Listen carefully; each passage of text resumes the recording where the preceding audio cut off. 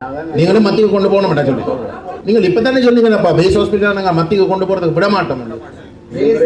அப்படி சொன்னா மத்திய கொண்டு போறதுக்கு விட மாட்டோம்.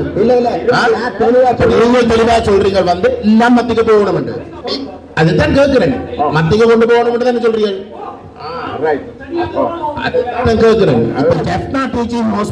மத்திக்குள்ள இருக்கு.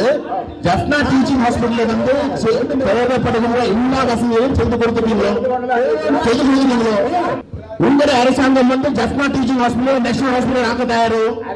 Jaffna teaching hospital Jaffna teaching hospital national hospital மாத்திரம் போன முறை முடிவு எடுத்தாச்சு. அடுத்தது இப்ப காலிக்கு அடுத்ததான் ஜப்னா டீச்சிங் ஹாஸ்பிட்டல் மாத்திரம் போன முறை பெற்ற உலகத்தை தெரிஞ்சு டிசிஷன் பண்ணல. சரி சும்மா பேர் மாதிரி மண்ணாடி தெரியும். கேன்சர் யூனிட் வந்து சென்ட்ரலுக்கு போறதுக்கு வந்து விருப்பமே இல்லை. அரசியல தப்பால் என்று சொல்றேன். நோயாளிகள் நன்மை கருதுகிறேன்.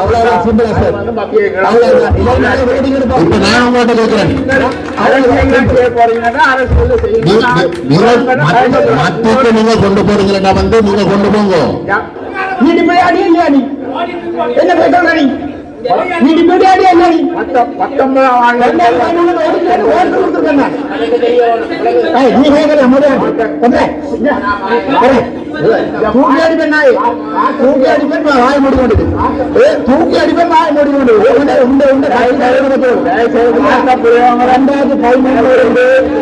2013 எடுக்கல.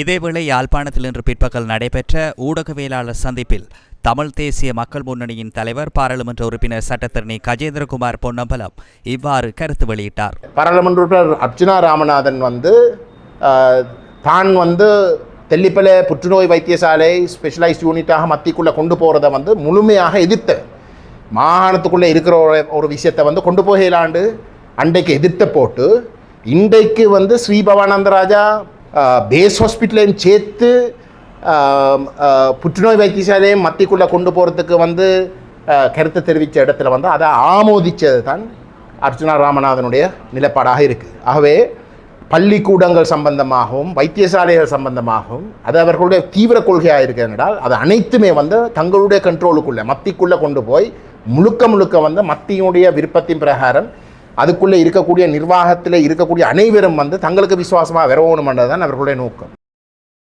வலிகாமம் வடக்கு பிரதேச அபிவிருத்தி குழு தலைவர் பாராளுமன்ற உறுப்பினர் டாக்டர் எஸ் ஸ்ரீ பவானந்த ராஜா இன்றைய கூட்டம் தொடர்பில் கருத்து தெரிவித்தார். இந்த தெல்லிப்பளை வைத்தியசாலையின் புற்றுநோய் பிரிவையும் ஆதார வைத்தியசாலையும் சேர்த்துத்தான் நாங்கள் மத்திய அரசாங்கத்துக்கு கொடுப்பதாக நாங்கள் முடிவெடுத்திருக்கிறோம். ஏனெனில் ஒரு வைத்தியசாலை இயங்குவதற்கு தேவையான எல்லா சப்போர்ட்டிவ் சர்வீஸும் இருந்தால் தான் அந்த வைத்தியசாலை முழுமையாக இயங்க முடியும்.